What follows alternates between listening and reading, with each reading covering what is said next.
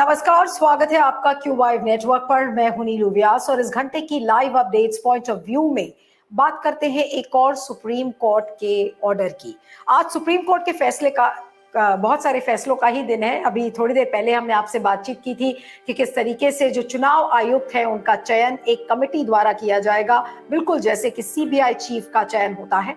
लेकिन अब Adani Hindenburg report पर आते हैं, जिसको लेकर कल भी हमने चर्चा की थी और हमारे साथ हमारे मित्र राजीव रंजन इस समय जुड़े हुए थे, आज भी हमारे साथ रहेंगे। लेकिन आपको बता दें कि सुप्रीम कोर्ट ने जो अदानी हिंडनबर्ग के मामले में जो पैनल बनाना था उस पैनल को बना दिया है और उस पैनल को हेड करेंगे, यानी कि पैनल की अगुवाई करेंगे जो पूर्व सुप्रीम कोर्ट जज हैं, जस्टिस एएम सापरे, जस्टिस केवी कामत, नंदन नीलेकनी। और ये जो कमेटी है, ये कमेटी इस बात की जांच करेगी कि जिस तरीके से शेयर प्राइसेस क्रैश कर गए थे, यानी कि नीचे आ गए थे जो हिंडनबर्ग रिपोर्ट के बाद, तो उसकी जांच पड़ताल वो करेंगे। और सुप्रीम कोर्ट ने सेबी से, यानी कि securities exchange board of India से ये भी कहा है कि अपनी जांच को वो 2 महीने के अंदर वो खत्म करें, to conclude the investigations in 2 months. साथ में सुप्रीम कोर्ट के पैनल ने ये भी कहा है कि आप इस बात की जांच करें कि क्या सेक्शन 19 जो सेबी एक्ट का है, क्या उसमें कोई उल्लंघन हुआ है और उसके अलावा क्या स्टॉक प्राइसेस को मैनिपुलेट किया गया है। ये सारी बातें सुप्रीम कोर्ट ने कही है। और जो मैंडेट है कमेटी का, यानी कि जो रेमिट ऑफ द कमेटी है, उस पर सुप्रीम कोर्ट ने ये कहा है कि ये जो कमेटी है ये सुझाव देगी कि जो रेगुलेटरी फ्रेमवर्क है उसको कैसे और मजबूत किया जाए। साथ में इन हिंडनबर्ग और जो अदानी का जो पूरा जो मामला था उसकी जांच भी करेगा और उसकी जो रिपोर्ट है वो ये पैनल सुप्रीम कोर्ट को एक सील बंद लिफाफे में देगा।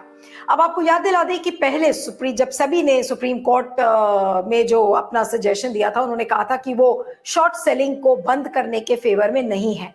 तो ये बात अब वो क्या इन्वेस्टिगेट करेंगे और क्या इन्वेस्टिगेशन में उनको मिलता है। कल तो ऐसी खबरें प्लांट करी गई थी कि देखिए सेबी को तो कुछ भी गलत नहीं मिला है अदानी के केस में। अब आज सुप्रीम कोर्ट का जब ये पैनल बन गया है और सुप्रीम कोर्ट ने साफ तौर पर सेबी को एक तरीके से निर्देश दिए हैं कि आप अपने जो इन्वेस्टिगेशंस हैं उसको 2 महीने के अंदर खत्म करिए। तो चलिए, इस समय हमारे साथ लाइव बातचीत के लिए राजीव रंजन आज हमारे साथ फिर हैं, जो डेप्यूटी एडिटर हैं फॉर्च्यून इंडिया के।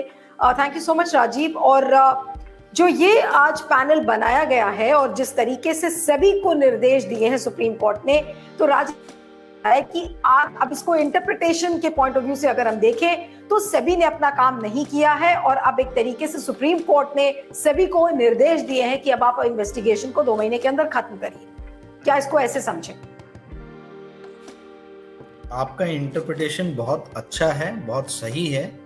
ये देखिए 2021 से इस चीज के ऊपर में इन्वेस्टिगेशन हो रहा था एज पर हिंडनबर्ग रिपोर्ट। उस 2021 से लेके अभी तक जो है इसके ऊपर में कुछ पता नहीं चल पाया कि सेबी ने क्या इंक्वायरी की है, क्या इन्वेस्टिगेशन किया है। ओके, नाउ सुप्रीम कोर्ट ने बोला है कि एनफ इज एनफ, आप 2 महीने के अंदर में जो कुछ भी है आपका इन्वेस्टिगेशन आप दीजिए। पर जो स्कोप ऑफ वर्क इन्होंने बताया, देखिए इसमें हिट एंड मिसेस जो है वो समझ लेना जरूरी है।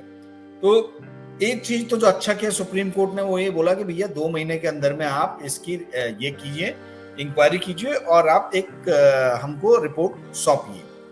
पर जो चीज जो मिसिंग है, जो मैं देख रहा हूं, अच्छा जो स्कोप ऑफ वर्क इन्होंने बताया वो बताया कि सेक्शन 19A जो है वो SCRR का, यानी security contracts and regulation rule का, उसकी आप जांच कीजिए। तो वो जांच ये करता है कि भाई 75% से ज्यादा की शेयर होल्डिंग तो नहीं थी कहीं प्रमोटर्स की, तो आप इस चीज को जांच कीजिए। दूसरा बोला है कि भाई ऐसा आप इस चीज की जांच कीजिए कि कहीं ऐसा तो नहीं है कि गौतम अदानी और विनोद अदानी या जिनको भी इन्होंने बोला है कि ये हमसे नॉन एफिलिएटेड पार्टीज हैं, ये हमसे एफिलिएटेड नहीं है, उनके साथ में कोई ट्रांजैक्शन हुआ हो, रिलेटेड पार्टी ट्रांजैक्शन तो नहीं है कहीं ऐसा कि जो आप बोल रहे हो कि रिलेटेड पार्टी नहीं, वो रिलेटेड पार्टी हो, तो एक उसकी जांच कीजिए। ठीक है, कि सेबी के अभी के लॉ के हिसाब से वो उसमें फिट बैठता है कि नहीं बैठता है। और तीसरा बोला है कि स्टॉक प्राइस मैनिपुलेशन हुआ है कि नहीं हुआ, सेबी इस चीज की जांच करे। तो मुझे जहां तक लगता है, देखिए अभी इसमें क्या चीज मिसिंग है। पहली चीज तो मुझे ये समझ में नहीं आ रहा कि सुप्रीम कोर्ट ने सेबी से पूछा क्यों नहीं कि आप तो 2021 से कर रहे थे, तो वो उस जांच का क्या हुआ, उसका क्या स्कोप ऑफ वर्क था, उसमें आपने क्या क्या जांच करके पता लगाया, वो तो हमें पहले बताइए आप।